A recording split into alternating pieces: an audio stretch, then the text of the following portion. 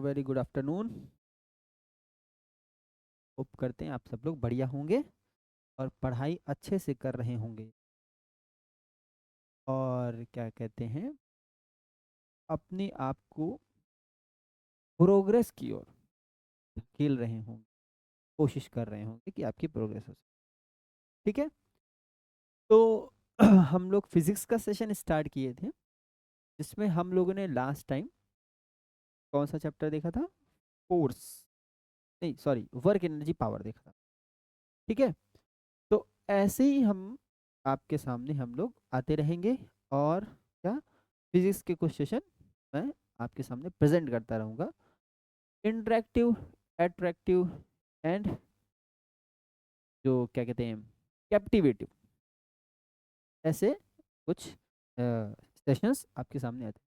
हाँ, और कुछ कुछ मैं बीच में होमवर्क भी देता रहता हूँ, उसको भी आप लोग देखते रह करिए। ठीक है, जैसे मुझे अभी भी याद है कि मैंने ये पूछा था, सबसे फर्स्ट क्लास में पूछा था, कर्म और काम में कोई डिफरेंस है कि नहीं है।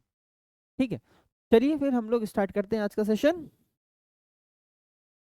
ठीक है, तो हाँ, मंजिल आरआईएमसी बैच स्टार्ट हो गया है आपके जून 2026 के लिए। इंट्रोडक्शन क्लास रहेगी, 15 दिसंबर से स्टार्ट हो चुका है ऑलरेडी। आप जाके इसको एक्सेस कर सकते हैं, जल्दी से जल्दी एक्सेस करिए भाई। अगर आपको क्या कहते हैं, आरआईएमसी में जाना है, मतलब एक डिफेंस में या बोले इंडियन डिफेंस सिस्टम में आपको सर्व करना है, तो you should join this batch from the very beginning. ठीक है, एंड ये अच्छा, इसका प्रूफ क्या है कि सर आप क्या ही क्यों ज्वाइन करें, ऐसा क्या खास है? तो भाई खास ये रहा, ये है खास लड़का, ये है proof. Yes, you should join here. All India rank 1, Uttar Pradesh से। क्या नाम है इस बच्चे का? रिदान। क्या नाम है? रिदान। ठीक, नेक्स्ट। और क्या क्लासेस में खास होगा? तो खास इतना कुछ है कि आप पूछिए नहीं, हर तरह से आपको तैयार करने की कोशिश रहेगी इस सेशंस में, या जो आप कोर्स असाइन करेंगे, हर तरह से मतलब जूम क्लासेस होंगी, सब्जेक्टिव कॉपी चेकिंग होगी, क्योंकि बहुत इंपॉर्टेंट है, बहुत, ये बहुत यूनिक है। ठीक है, e book covering entire syllabus, daily topic wise test, monthly parent meeting, ये भी बहुत ही इंपॉर्टेंट रहेगा कि बच्चे की पेरेंट टीचर मीटिंग होती है। जैसे छोटे बच्चे आप लोग हैं, तो पहले पेरेंट टीचर मीटिंग स्कूल में होती है, तो सोचिए यहाँ पे भी ऐसे हो रही है, तो कितना अट्रैक्टिव है। ठीक है, एंड टॉपिक वाइज जो मुझे जो सबसे ज्यादा इंपॉर्टेंट लगता है, दैट्स वन 10,000, सॉरी 10 है ना, 10,000 क्वेश्चन प्रैक्टिस। मैं इस पे हर बार बोलता हूँ कि जो बच्चा 10,000 क्वेश्चन करके एग्जाम में जा रहा है, उसका आप मेंटल लेवल सोचिए क्या होगा। मतलब गजब ही का मेंटल लेवल होगा, जो जिसने 10,000 क्वेश्चन करे हैं। मतलब यहाँ पे प्रॉपर जुड़ा हुआ है, डेली जुड़ा हुआ है, और जो होमवर्क दिया जा रहा है वो कर रहा है, वो सब मिला के 10,000 15,000 क्वेश्चन वो कर रहा है, तो कोई रोक नहीं सकता उसको सिलेक्शन।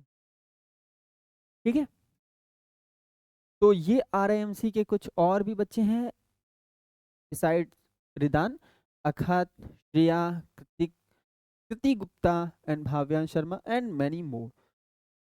तो आप ये देख सकते हैं, बहुत इंपॉर्टेंट है। और देखिए, ये रिजल्ट दिखाता है, यू शुड ज्वाइन। ठीक है, और फतेह बैच भी स्टार्ट हो गया है हम लोगों का। ठीक, आगे बढ़ते हैं। तो आज हम लोग का जो टॉपिक है, दैट इज मोशन। क्या है? मोशन।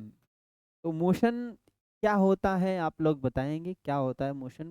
मतलब पहले आप देखिए, जब भी होता क्या है ना, जब कोई टॉपिक पढ़ने से पहले आप लोग खुद भी सोचा करिए कि जो सर टॉपिक पढ़ाने जा रहे हैं, जैसे मैंने पूछा कि मोशन क्या होता है, जैसे मुझे अभी भी याद है, when I prepared for IIT, IIT में था, तो कोई भी चैप्टर जैसे स्टार्ट हुआ, तो पहले मेरे प्रोफेसर या जो टीचर्स होते थे, वो पूछते थे चलो तुम लोग बताओ कि क्या है इसका मतलब। जैसे मान ली मोशन ही है, तो तुम लोग बताओ, तुम लोग क्या समझते हो मोशन। आई थिंक ये एक अच्छी क्वालिटी है टीचर की, या होनी चाहिए, इनबिल्ट होनी चाहिए क्वालिटी, कि पूछे कि आप लोग बताओ। ठीक है, खैर सबका अपना अलग अलग वे है पढ़ाने का। तो मोशन, व्हाट इज मोशन, बताना है। तो मोशन क्या होता है, आप लोग कमेंट बॉक्स में बताएंगे। एवरीथिंग इन द यूनिवर्स, अब देखिए यहाँ पे लिखा हुआ है, ये लाइन पढ़ लेते हैं। क्या है समझते हैं।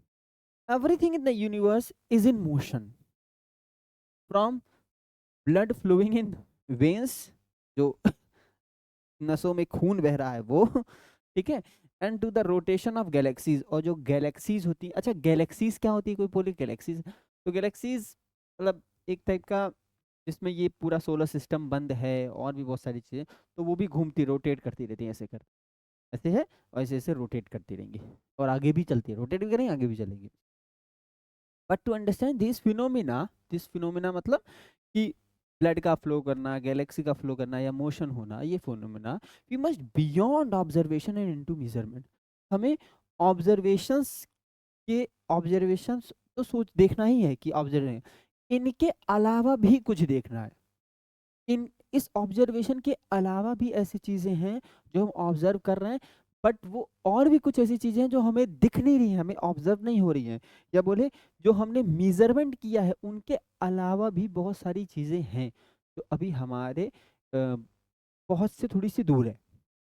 ठीक है, तो from the reference point to reference point to kinematic equation, reference point मतलब जहां से स्टार्ट होगा, ओरिजिन होगा, रेफरेंस पॉइंट वो, to the kinematic equation, kinematic equation मतलब कि हम वो सारी चीजें मोशन में देखेंगे कि मोशन क्या है, मोशन कैसे होता है, क्या कारण है, क्या उसकी इक्वेशंस हैं कि हम पता कर सकते हैं कि ये कैसा मोशन है।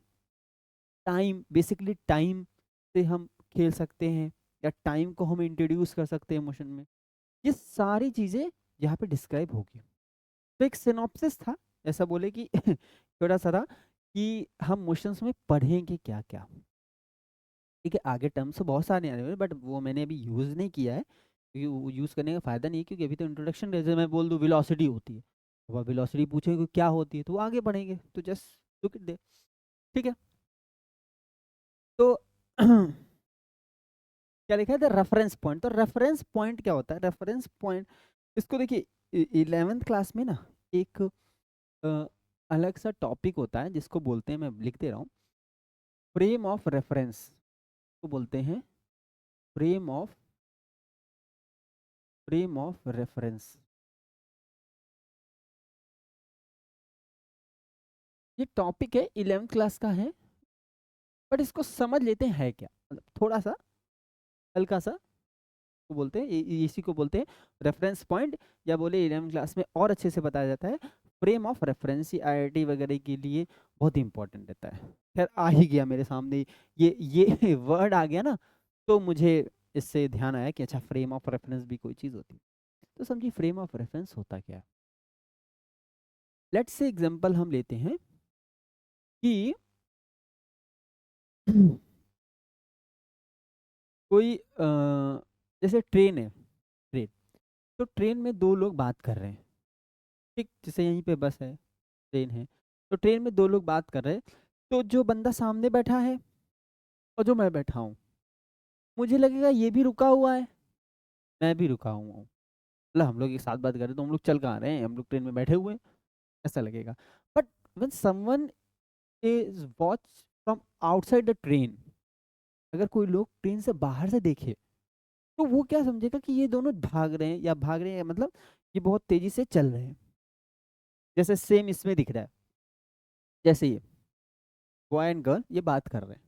ठीक है, तो इन लोगों को लगेगा कि ये दोनों तो रुके हुए हैं, आपस में बात कर रहे हैं, बट यहीं पे दिक्कत है, ये जो बंदा है ये जासूसी कर रहा है। क्या कर रहा है जासूसी कर रहा है, जासूस है, या मैंने देख लिया है कि तुम लोग क्या कर रहे हो, किससे बात कर रहे हो, ये। ठीक है, तो ये जासूसी कर रहा है, और ये जासूसी करते हुए देख रहा है कि ये दोनों तो कहीं भाग रहे हैं, मतलब भाग नहीं रहे, जा रहे हैं, तो ये है। ठीक है, तो इस बंदे ने देखा, तो अभी इन दोनों को अगर ये इसको देखे, ये इसको देखे, और ये इसको अगर देखे, तो लगेगा कि बैठे हुए हैं, चल नहीं रहे हैं। बट अगर ये देखेगा तो लगेगा कि ये कहीं जा रहे हैं। तो रेफरेंस का मतलब क्या होता है, रेफरेंस का मतलब क्या होता है कि आप चीजों को देख कहाँ से रहे हो, या ऐसा बोले आप चीजों को किस पॉइंट ऑफ व्यू से देख रहे हो। ये क्लियर हुआ? इसको मैं थोड़ा सा और समय लूंगा। इसको ऐसे समझिए कि ऐसे दे सकते हैं कि जैसे मान लीजिए अ, हाँ, ऐसे एक बंदा है, वो एक गिलास में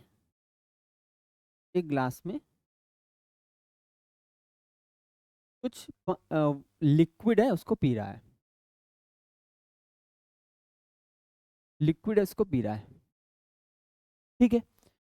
अब दो लोग देख रहे हैं और वो बंदा खड़ा कहाँ है, ये भी इंपॉर्टेंट है।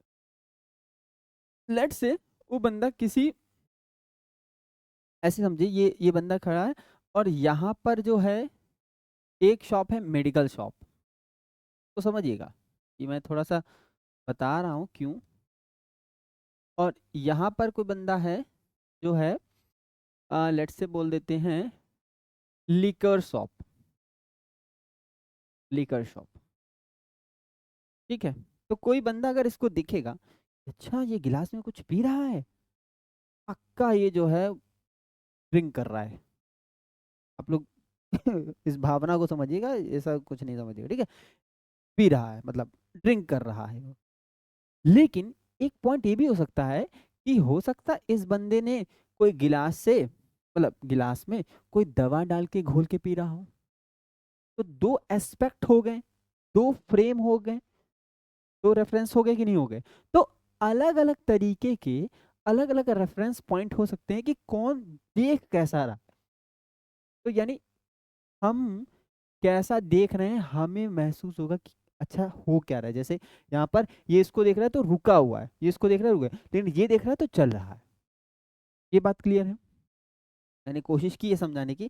कुछ और मेरे माइंड में अगर आएगा तो मैं नियर बाई फ्यूचर में या नेक्स्ट क्लासेस में और अच्छे से समझा सकूँ। ठीक है, तो चलिए आप समझ लेते हैं क्या। तो देखिए ये पढ़ लेते हैं द बस पैराडॉक्स। अच्छा ये पैराडॉक्स का मतलब बताया था मैंने लास्ट टाइम, और मैंने होमवर्क भी दिया था कि what is the meaning of paradox. समझिए, to the road side observer the passengers are moving. जो पैसेंजर्स बाहर खड़े हैं, खड़ा है, वो उसको लगेगा कि बस मूव कर रही है। टू द फेलो पैसेंजर्स मतलब जो अंदर पैसेंजर बैठे हुए हैं, they are at rest. Motion is inferred through indirective evidence. ये क्या मतलब है? ये क्या मतलब है? मतलब ये हुआ कि जो मोशन है ना, इन्फर्ड थ्रू इनडायरेक्टिव एविडेंस। इनडायरेक्टिव, एक डायरेक्ट एविडेंस होता है, इनडायरेक्टिव। इनडायरेक्टिव मतलब कि कहाँ से देखा जा रहा है। फ्रेम ऑफ रेफरेंस जो की बात करी थी मैंने, इनडायरेक्ट है। डायरेक्ट नहीं बता पाएंगे कि भाई चल रहा है कि नहीं, किसी और पॉइंट ऑफ व्यू से चल रहा है तो किसी और पॉइंट ऑफ व्यू से नहीं चल रहा है। तो इनडायरेक्टिव एविडेंस है, उसको कंफर्म या बोले कि कहाँ से आप देख रहे हो, वो समझना पड़ेगा। तो मोशन में फिर बता रहा हूँ, मोशन जो है वो रेफरेंस पॉइंट पे देते हैं। मोशन इज रिलेटिव, यहाँ पे सबसे अच्छी important word, motion is relative. फिर वही रिलेटिव का मतलब ही ये है कि आपको किसी को लगेगा ये चल रहा है तो किसी को लगेगा ये चल नहीं रहा है, केवल सिंपल बैठा हुआ है बस मूव। ये क्लियर हो गई बात? स्कूल जैसे यहाँ पर है, ये रेलवे स्टेशन है, ये स्कूल है। रोबोटिक फ्लेक्स का जो भी होगा, ये स्कूल है, ठीक। सॉरी रेलवे स्टेशन है। तो यहाँ से ऐसे जाएंगे तो 2 किलोमीटर लगेगा, लेकिन ऐसे भी जा सकते हैं। ये तो reference point, origin reference point, ये ओरिजिन रेफरेंस पॉइंट है। तो अब देखिए ये वही वाली बात हो गई, जहां तक पहुंचना है कई सारे रास्ते। कोई कहेगा हम ऐसे ही पहुंच सकते, कोई कहेगा हम ऐसे ही पहुंच सकते, ठीक, लेकिन पहुंच एक ही तरीके से। इसी तरीके से ये, इसको लगेगा रुका हुआ है लेकिन इसको लगेगा चल रहा है। ये क्लियर हो गई बात? ये समझ में आया? तो मोशन क्या है, वो रिलेटिव है, रिलेटिव। आगे बढ़ते हैं, इसको और अच्छे से समझ में आएगा वो तब जब हम लोग थोड़ा बड़े क्लास 11 क्लास, यहाँ तो थोड़ा सिनोप्सिस ही है, ऐसा में एनसीईआरटी मैंने देखा था, तो एनसीईआरटी में बहुत सिनोप्सिस, मतलब ऐसा बोले बहुत प्रिसाइज है। थोड़ी थोड़ी चीज़ें, मोशन इज रिलेटिव है, रेफरेंस पॉइंट होना चाहिए, बस इतना पता होना चाहिए भाई, किसी के रेफरेंस में वो चल रहा होगा तो किसी के रेफरेंस में वो रुका होगा, बस इतना ही है। लेकिन एक्चुअली क्या इक्वेशन है, क्या चीज़ें हैं, वो सब लगभग 11th क्लास में बिल्कुल अच्छे से बताया जाए। ठीक है, खैर अभी तो हम लोग को यही पढ़ना है। आगे डिस्टेंस वर्सेस डिस्प्लेसमेंट, तो डिस्टेंस क्या होता है एंड डिस्प्लेसमेंट क्या होता है समझ। देखिए डिस्टेंस जो होता है ना, डिस्टेंस, इसको एक लाइन में हम बताना चाहेंगे, ज़्यादा डिटेल नहीं है। तो डिस्टेंस क्या होता है, डिस्टेंस होता है कि आपने कितना चला। सिंपल, जैसे एग्जांपल के लिए मैं यहाँ खड़ा हूँ, ऐसे किया 1 2 3 4 5, मान लीजिए 5 मीटर है, मैंने 5 कदम का मतलब 5 मीटर, और फिर ऐसे किया 1 2 3 4 5, खत्म। तो कितना चला, 5 मीटर इधर, 5 मीटर इधर, 10 मीटर, खत्म। ये बात जैसे मैं ऐसे चल दूँ, यहाँ पे खड़ा हूँ, 1 2 3 4 5 6 7 8 9 10 11 12, तो 12 मीटर चल गए। तो डिस्टेंस का मतलब ये होता है कि आपने कितना पाथ कवर किया, खत्म। और कुछ होता ही नहीं है। अब बताइए, क्या इससे इससे सिंपल डेफिनेशन मैं तो नहीं बता सकता भाई। मैंने जो मेरे टीचर्स ने या जो बुक्स में लिखा, मैं इतना ही पढ़ा हूँ और इतना ही है ही है। अब कोई और क्या है, या आप लोग क्या समझे पाथ का मतलब, सॉरी डिस्टेंस का मतलब क्या होता है, मेरा इतने ही डेफिनेशन से काम चल जाता है, या इतने ही से काम चलना भी चाहिए। ठीक है, मैं फिर रिपीट कर दे रहा हूँ। डिस्टेंस का मतलब होता है कि आपने कितनी दूरी तय की, खत्म। जैसे मान लीजिए कोई लखनऊ से अयोध्या जाए, ठीक, श्री राम जन्मभूमि, वो यहाँ से मान लीजिए लखनऊ से कितना किलोमीटर है, 180 है। ठीक है, तो 180 जाने में, 180 जाने में तो कितना डिस्टेंस कवर, जो जो गाड़ी का मीटर होता है वो कितना दिखाता है, 180 गया, 180 आया, 360, तो डिस्टेंस कितना करेगा, 360। ठीक है, तो अभी हम डिस्टेंस की बात करते हैं। तो डिस्टेंस इज स्केलर, अच्छा स्केलर अभी देखेंगे, छोड़ दीजिए, बताऊंगा मैं स्केलर क्या है।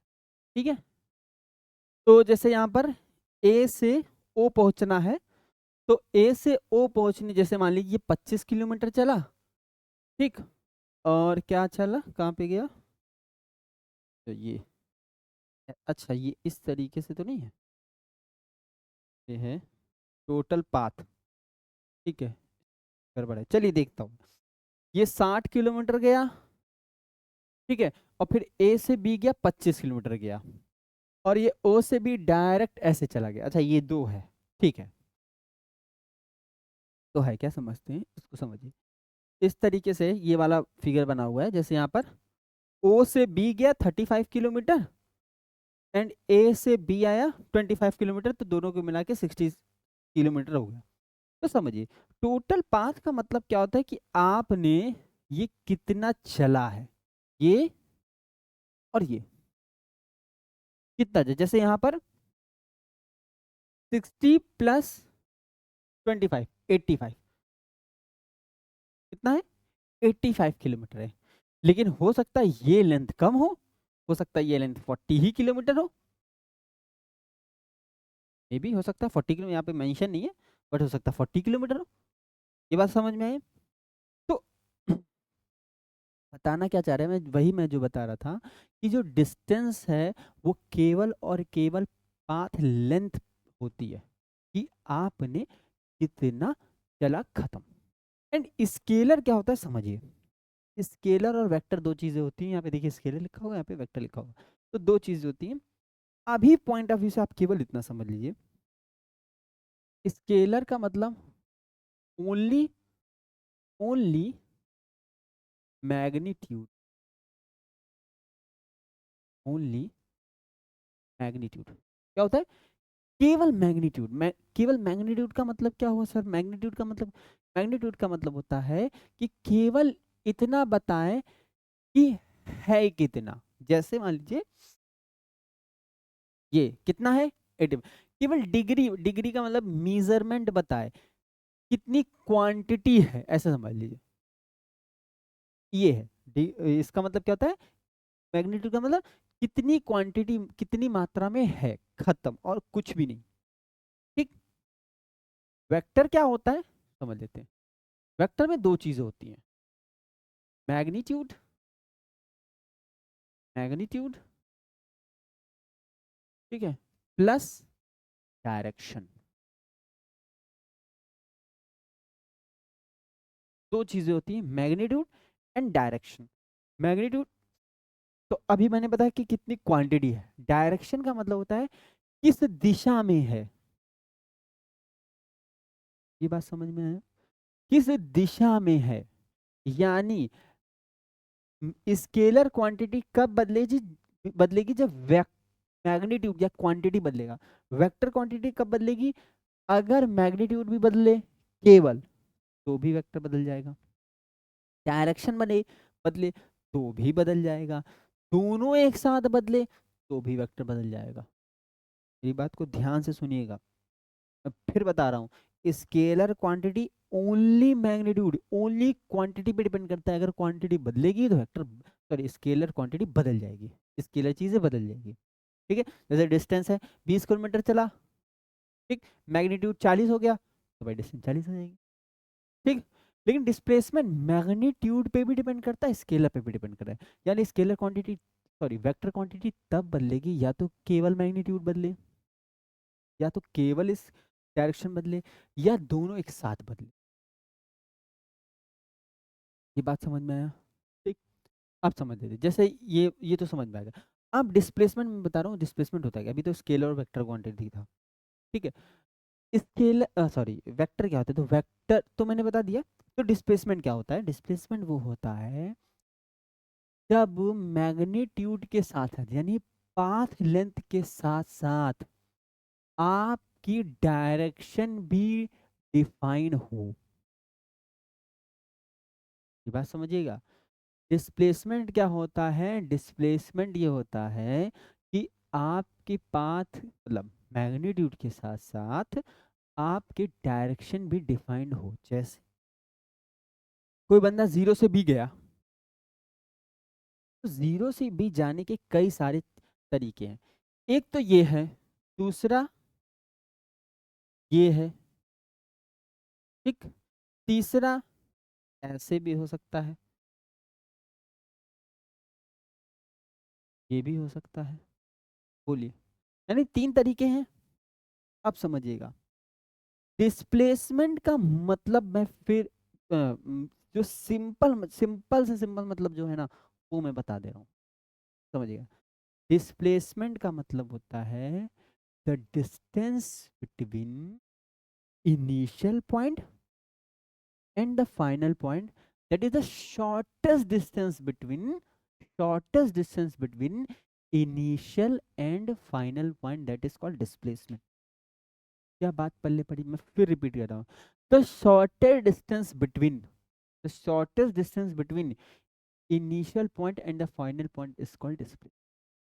जैसे ये शॉर्टेस्ट डिस्टेंस है, ये जो है ना, ये शॉर्टेस्ट डिस्टेंस है जो कि OB से दर्शाया गया है, और कितनी है यहाँ पर 35 किलोमीटर है। इसीलिए लिखा क्या है, shortest path between initial and final. खत्म। अब इसको ऐसे भी समझते हैं, जैसे मैंने भी बताया था ना कि मैं यहाँ से चलूँ 1 2 3 4 5, फिर ऐसे मुड़ के 1 2 3 4 5, ठीक, मैंने कितना चला, 10 चला, 10 मीटर। अब मैं फिर चलाऊँ 1 2 3 4 5, 1 2 3 4 5, ऐसे आ गया। तो इनिशियल पॉइंट मेरा यही है और फाइनल पॉइंट क्या है, वो भी यही है। तो इनिशियल और फाइनल पॉइंट के बीच की दूरी कितनी है, zero, zero. Answer is zero. Displacement कितना हुआ, जीरो हुआ। ये बात पल्ले पड़ी आपको कि नहीं। शॉर्ट मैं फिर बता रहा हूँ कि जो डिस्टेंस है वो पाथ लेंथ होती है कि आप कितना चले। डिस्प्लेसमेंट होता है वो शॉर्टेस्ट डिस्टेंस होता है between the initial point and the final, खत्म। स्केलर क्वांटिटी होती है डिस्टेंस, जिसमें केवल मैग्नीट्यूड, जिसमें केवल क्वांटिटी होती है। डिस्प्लेसमेंट क्या होता है, वेक्टर क्वांटिटी होती है, जिसमें केवल मैग्नीट्यूड एंड डायरेक्शन दोनों ही होते हैं, और ये शॉर्टेस्ट पाथ होता है। ठीक है, अभी की साइड क्या लिखा हुआ है, displacement can be zero if you return to the start, but distance is always cumulative. Cumulative का मतलब कभी भी जीरो नहीं होती, हमेशा पॉजिटिव होती है, बढ़ती ही चली जाती है। क्लियर हुआ? जैसे मैं यहाँ से चल दूँ तो 5 और 5, तो डिस्टेंस बढ़ी ही है, लेकिन डिस्प्लेसमेंट 5 और फिर वहीं आगे 5 वापस चले गए, तो जीरो। क्यों? क्योंकि इनिशियल और फाइनल पॉइंट के बीच की जो दूरी है वो सबसे कम है, मतलब जीरो है। ठीक, जो शॉर्टेस्ट बात है वो जीरो। क्लियर हो गई बात? आगे बढ़े, इस पूरे उसमें इस पर ध्यान देना है। ठीक, इस वाले पॉइंट पर और ये वाले पॉइंट पर, ये जो यहाँ पर की साइड लिखा हुआ है, बाकी चीजें याद रख ली, लेकिन ये इंपॉर्टेंट ज्यादा है। ठीक, uniform and non uniform motion है, इसको हम लोग जो है, इसको हम लोग देखते हैं क्या है uniform and non uniform motion. ठीक है, बस इसको देखते फिर रुकेंगे। यूनिफॉर्म नॉन यूनिफॉर्म मोशन क्या है समझते हैं। Real world motion is rarely uniform. Real world motion is rarely uniform, सबसे पहली बात तो ये बोल, पहले समझ लेते हैं यूनिफॉर्म एंड नॉन यूनिफॉर्म का मतलब क्या होता है। जैसे हम लोग बोलते हैं ना, यूनिफॉर्म पहन के आया हो कि नहीं आया हो, तो यूनिफॉर्म का मतलब क्या होता है कि आप बिल्कुल वेल सेटल्ड, मतलब वेल सेटल्ड मतलब प्रॉपर वे में दिख रहे हो। यूनिफॉर्म का मतलब ऐसे देखिए, प्रॉपर तरीके से दिख रहे हो ऐसे। इसको हम अगर थोड़ी सी रफ भाषा में बोलना चाहे तो यूनिफॉर्म का मतलब होता है प्रॉपर, और नॉन यूनिफॉर्म का मतलब होता है इम्प्रॉपर, या डिस्टर्ब्ड भी बोल सकते हैं। ठीक है, प्रॉपर और इम्प्रॉपर, तो समझिए। जैसे प्रॉपर या बोले यूनिफॉर्म मोशन क्या होता है समझिए। जैसे आपने स्टार्ट किया, कार चलाना स्टार्ट किया, रोड खाली है, बढ़िया मस्त जो है आप हाईवे पे गाड़ी चला सकते हैं, ऐसे समझिए। मुझे एक एग्जांपल याद आ गया अभी। कुछ महीने पहले एक दिल्ली के आईएएस अधिकारी थे, तो मतलब कपल थे, तो काफ़ी मतलब एजेड एजेड मतलब 50-60 के बीच में होंगे। तो तो हुआ क्या कि उन्होंने वो, एक ग्राउंड था, एथलीट्स का ग्राउंड था जहाँ पे एथलीट्स प्रैक्टिस करते थे, तो उन आईएएस कपल्स को, उनको क्या चलाना था, अपने डॉग्स, उनके पास डॉग होंगे, 2-3 डॉग होंगे, उनको घुमाना था। अब रोड पे कहाँ घुमाए भाई, बड़े आदमी रोड पे चलेंगे तो डिस्टर्ब, मतलब उतना मतलब सिक्योरिटी वगैरह रहेगी साथ में, या बोले जो भी है, तो उतने अच्छे तरीके से घुमा नहीं पाएंगे। तो उन्होंने क्या किया कि 7 बजे के बाद जो है वो पूरे उस ग्राउंड को घंटे 2 घंटे के लिए खाली करा दिया, कि मैं अपने जो जो उनके वो हैं डॉग्स हैं, मैं उनको घुमाऊंगा दौड़ाऊंगा। तो मतलब वो पूरी खाली जगह है, आप बढ़िया से दौड़ सकते हो अच्छे से अपने जो भी डॉग हैं। तो सरकार ने उस पर ऐसे कर लिया, भाई आप ऐसा नहीं कर सकते, आप आईएएस अधिकारी हैं ठीक है, लेकिन आप किसी के हक को नहीं छीन सकते हो। तो एथलीट्स वहाँ प्रैक्टिस करते हैं, तो आप अपने प्लेजर के लिए, for your pleasure, can not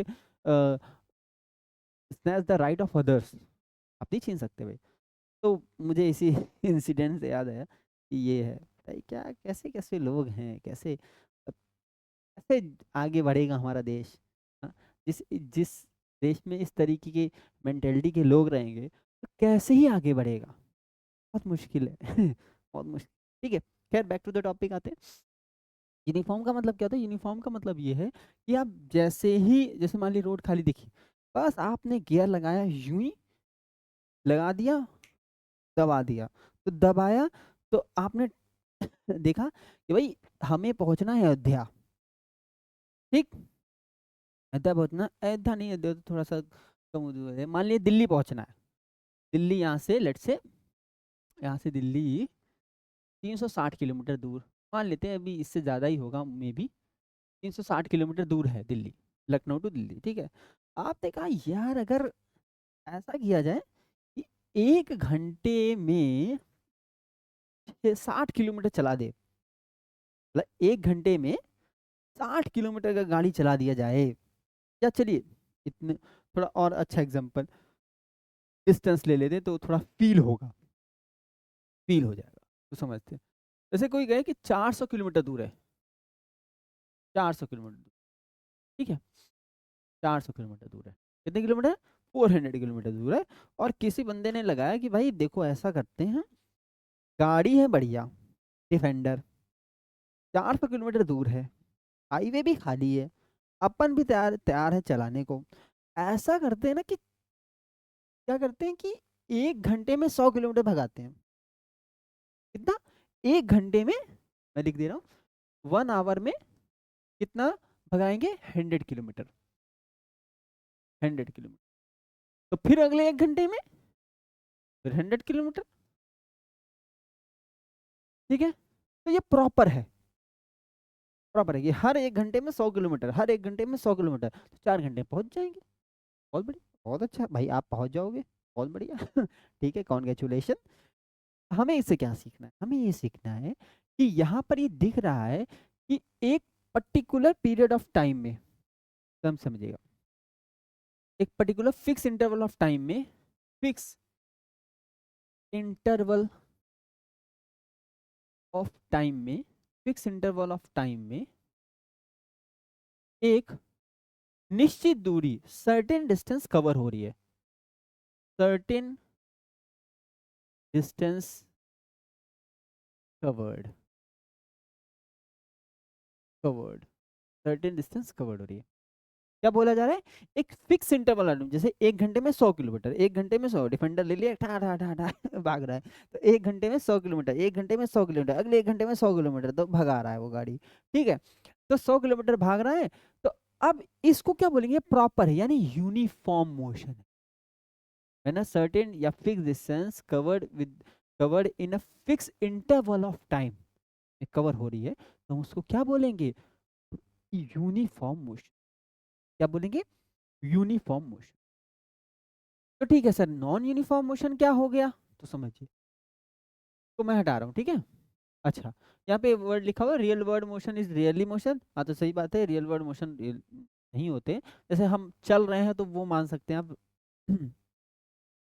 uniform motion है, क्योंकि जब हम वॉक स्ट्रॉलिंग कर रहे हैं, स्ट्रॉलिंग का मतलब पता है ना, आप बताइएगा स्ट्रॉलिंग का मतलब, स्ट्रॉल का मतलब होता है कि जब आप जो है हाँ बढ़िया, आपने खाना वाना खा लिया रात में और आप वॉक कर रहे हैं, तो वॉक कर रहे हैं तो बढ़िया आराम से जो है चल रहे हैं, तो आप कभी भी देखेंगे तो आपके जो 1 सेकंड की जो दूरी होगी ना चलने की, स्ट्रॉल करने की, वॉक करने की, वो हर 1 सेकंड में सेम होगी, सेम होगी, ठीक है। कि हाँ 1 सेकंड में आप दो, मतलब 1 मिनट में आप 2 मीटर ही चल रहे हो, क्योंकि आप वहाँ पे ये नहीं कर रहे हैं कि चल रहे हैं रुक रहे हैं, चल रहे हैं रुक रहे हैं, ऐसा कुछ नहीं होगा, ठीक है। क्यों बोल रहे हैं rarely uniform, because traffic and obstacles exist. सही बात है, हमारे यहाँ तो इतना ट्रैफिक लगता है कि आप बस आप अपनी गाड़ी 60 किए ही थे, ये भगा लेंगे खट से, फिर ट्रैफिक, 80 किए ही थे, फिर ट्रैफिक, तो कहाँ हो पाएगा। We really on rely on average speed, हम किस पर जीते हैं, एवरेज। कि एवरेज स्पीड क्या है, एवरेज मतलब टोटल स्पीड क्या है, to describe a journey over time, ठीक है। ओवर टाइम में मतलब जब आप अपनी पूरी जर्नी खत्म कर चुके होंगे तो आपकी एवरेज स्पीड क्या रही होगी, वो बताना होता है, और उसी के हिसाब से हम चलते भी हैं। तो यूनिफॉर्म मोशन क्या है, देखिए समझेंगे, T1 से टाइम T2 तक, मतलब एक पर्टिकुलर इंटरवल ऑफ टाइम में आप इक्वल डिस्टेंस हर बार ट्रेवल कर रहे हैं, सेम इंटरवल ऑफ टाइम में, सेम इंटरवल ऑफ टाइम में, मतलब 1 से 2, मतलब 1 घंटे में, जैसे इसको मान लेते हैं 1 आवर, तो 2 आवर, तो 3 आवर, तो 4 आवर, तो हर 1 घंटे में, यहाँ से यहाँ कितना, 1, यहाँ से यहाँ 1, तो हर 1 घंटे में एक फिक्स दूरी आप तय कर रहे हैं, वही डिफेंडर वाला, ठीक है। लेकिन नॉन यूनिफॉर्म मोशन क्या होता है, नॉन यूनिफॉर्म मोशन होता है जब आप इक्वल टाइम में ही, इक्वल टाइम में ही आप वो पर्टिकुलर दूरी अचीव नहीं कर पा रहे हो। जैसे यहाँ पर एक ही घंटे में आप कुछ कम दूर जो इतनी दूरी चल रहे हो, अगले ही घंटे में आपकी दूरी बढ़ गई है, फिर अगले ही घंटे में दूरी कम हो गई है।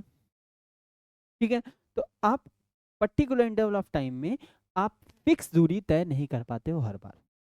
ठीक है, जैसे मान लीजिए डिफेंडर वाला है, ठीक है, दौड़ा दिया, लेकिन एक घंटे में हो सकता है 100 चला जाए, लेकिन आगे एक घंटे में हो सकता है उसको कुछ ट्रैफिक मिल जाए, या बोले कोई गाड़ी खराब हो जाए, कुछ भी हो सकता है, एनीथिंग हो सकता है। तो क्या होगा कि भाई आपको रुकना पड़ेगा, या आप कम दूरी तय कर पाओगे, या उतनी अच्छे से नहीं तय कर पाओगे जितनी दूरी तय करनी है। ठीक है, तो ये नॉन यूनिफॉर्म मोशन। तो क्लियर है, uniform motion non uniform motion समझ में आया। तो आज हम लोग इतना ही रोकते हैं, इसके आगे हम लोग स्पीड से स्टार्ट करेंगे। ठीक, तो कल पढ़ेंगे इसके आगे। ठीक है, तो पढ़ते रहिए और रीड करते रहिए। मेरा हर बार आप लोग से यही रहता है, प्लीज़ रीड ना, आप रीड कर सकते हैं, बुक्स हो गया, नॉवेल्स हो गया, जो आप रीड कर पाएँ, हिंदी इंग्लिश, लेकिन reading is very important. Read करिए, ठीक है, कुछ ना कुछ सीखते रहिए। अच्छा, ये नहीं कि बुरा सीखना है, कुछ सर आपने तो बोला इसको सीखते रहिए, मैं सीख ले रहा हूँ। अरे नहीं भाई, अच्छा सीखना है, अच्छी चीज़ें सीखनी है। ठीक है, रिस्पेक्ट योर एल्डर्स। और एक और इम्पॉर्टेंट बात है जो आज हम लोग लैग करते हैं, हम बातें सुनते नहीं हैं कि अगला बंदा कह क्या रहा है। ठीक है, तो ये हियरिंग इज़ वेरी इंपॉर्टेंट। आप सुनिए कि बंदा अगला जो है आदमी वो आपसे क्या कह रहा है, कम से कम सुनो बात।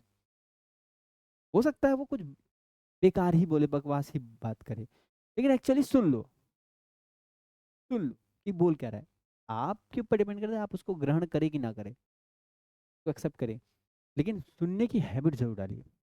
ठीक है, ठीक है, कल मिलते हैं। Thanks for joining.